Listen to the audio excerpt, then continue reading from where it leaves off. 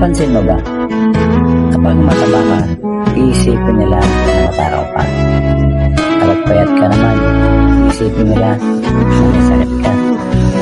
Kapag maayos ka magdamit, iisipin nila na nagyayabang ka. Kapag simple naman, sasabihin nila na kang pambilit. Kapag seryoso ka, nakaka-boring. Kapag ka naman, iisipin nila na mature ka.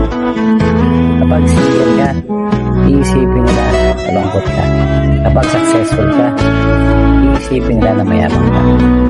Kapag naghihirap ka naman, iisipin nila na tamad ka.